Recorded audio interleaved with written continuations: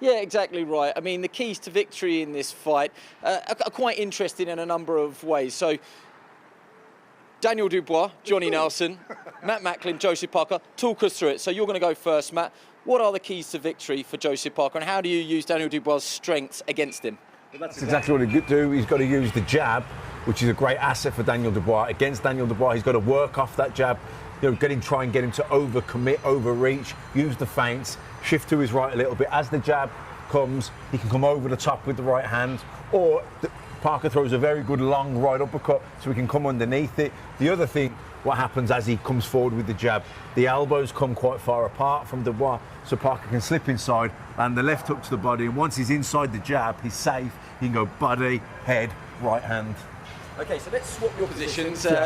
Johnny, talk us through Daniel Dubois' keys to victory. Interesting stat, the average number of jabs that Daniel Dubois throws per round is 18 compared to Joseph Parker's 10. Why is the jab so important for Daniel Dubois? It's so unassuming. It's thudding. He's got a jab like an old fighter called Ernie Shavers. It's like a clubbing jab, but it doesn't look fast, but it actually is when he's stood in front of it. And when he lets it go, he's very naturally strong. So when he lets it go, it's straight through the middle, but he puts his whole body behind it. If you check out when he boxed Anthony Joshua, he was slinging Anthony Joshua back in straight lines. The jab was that powerful. But then when he did that, he crowded the opponent again, squared off against him, so he's thinking which way shall I move. And when he let the jab go, he knows where the target is, then finish it off, clubbing right hand. He's that powerful. That clubbing right hand, that follows the right hand, the jab, as soon as he finds the target, does all the damage. It makes one panic, makes one work at a pace he don't want to work at. So he uses his natural strength, his natural pace, his natural youth and aggression that makes it better for him. And it's his style of fight. He's going to be an offensive fighter on the front foot.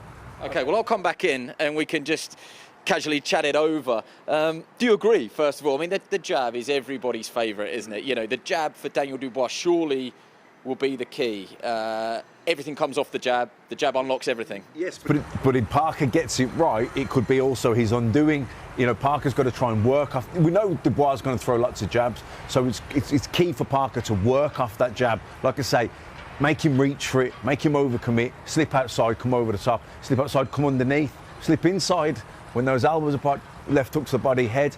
And the other thing I think that Parker's got to really be mindful of is, you know, he's got to be unpredictable. He's got to mix it up. There's going to be times where he has to stand his ground and get Dubois' respect, but he can't stand there all night long. It could be a very draining fight. So he's got to mix up movement on the outside. He's got to vary the range of where he fights this fight. Joseph Parker was interesting yesterday, wasn't he, when he was like, he's faced big punches before, but what was Dubois' retort? It was like, I'm not Zhilei Zhang. You know, he's a good finisher, Daniel Dubois. Do you agree with that? You know, in the same position, would Daniel Dubois let Joseph Parker off the hook? Daniel Dubois is 27 years old. Zhilei Zhang, Wilder, these guys are near 40. So pace is a massive key. So all those stats of the jabs that you're saying Daniel Dubois through, that means he's throwing a jab around on every average 10 seconds, you know, and so when he's letting those jabs go, you can't predict the timing, you can't predict the speed, you can't predict how it's going to work. He has the youth, the energy, the pace to be consistent around it. Look at his record, he stopped people later on later on in the fights, so he can keep this all the way through. Now he's got a newfound confidence to say, when you hurt me, I can come back. He's on a roll. So Joseph Parker needs to understand he's going to have a man mountain in front of him that is going to be constantly working, but it doesn't seem that fast, but when you're there in front of him in the line of fire, bang on. I've sprung this on both of you. It's early in fight week, so I'm being naughty, aren't I? But have we got predictions yet? Do you fancy either by a method yet, or is it too early?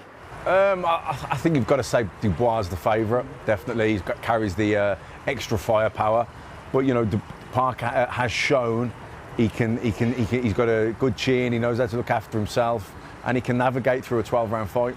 I think Parker is a better technical fighter, boxer. The better fighter is Daniel Dubois. And the pace and the youth suits him down to the ground. Parker at 33, Dubois at 27. His pace is going to be key. His pressure is going to be key. We've seen it. We've seen the growth. We've seen the renewal of this young man. Okay, well, you know, we're going to get face-offs later in the week, but if I've got Parker and Dubois with me. We've got to face them off, haven't we? So come together, lads. You know, you've still got a good game face in you, the two of you. let's keep it clean, guys. Let's keep it clean. I'm on my tiptoes there, lads. All the jokes aside, we're right next to a swimming pool. We can't let them. Someone's going to go out in that swimming pool. Too carried away. No, I know. I know. It's not as warm as it looks out here.